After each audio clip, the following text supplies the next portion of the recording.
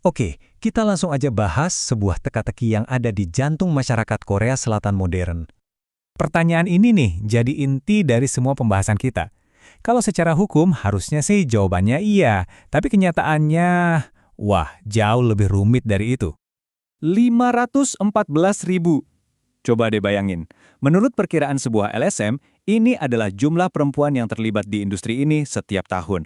Gede banget kan angkanya? Untuk sebuah industri yang katanya nggak ada.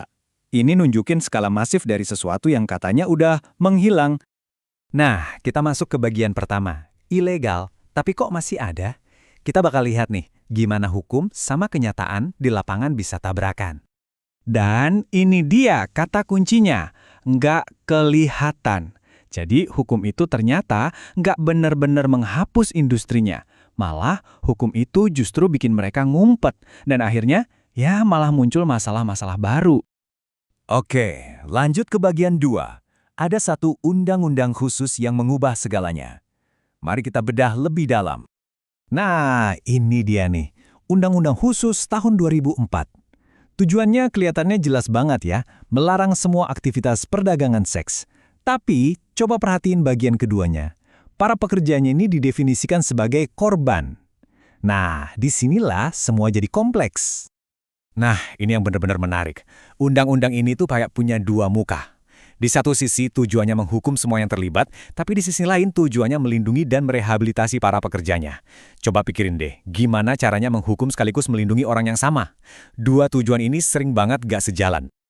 Oke, bagian 3, migrasi ke bawah tanah. Nah, kita bakal lihat konsekuensi langsung dari undang-undang ini. Industrinya bukannya hilang, tapi bertransformasi total. Lini masa ini nunjukin perubahannya dengan jelas banget. Jadi sebelum 2004, industri ini tuh ada di tempat-tempat tertentu yang semua orang tahu, kelihatan gitu. Tapi setelah undang-undang itu keluar, semuanya buyar, menyebar, dan sembunyi. Perbedaannya benar-benar tajam. Dulu, model bisnisnya itu berbasis lokasi, kayak distrik Miyari yang terkenal itu. Sekarang, semuanya berbasis jaringan.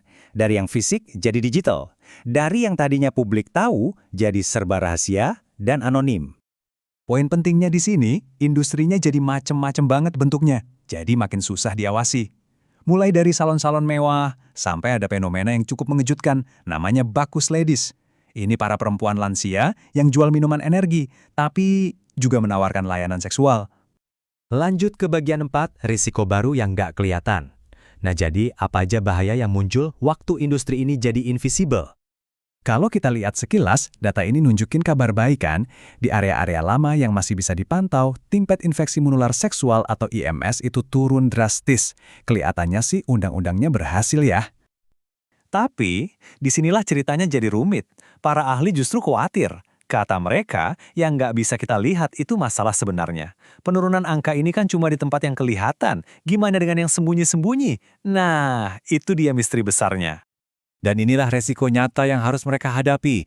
Karena mereka ada di luar sistem, mereka jadi makin terisolasi, makin rentan, dan makin susah buat dapat akses ke layanan kesehatan atau bantuan sosial. Oke, kita sampai di bagian 5. Ini tuh kejahatan atau pekerjaan.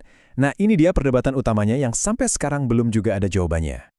Di sini nih konfliknya kelihatan jelas. Negara bilang, kalian itu korban, harus diselamatkan.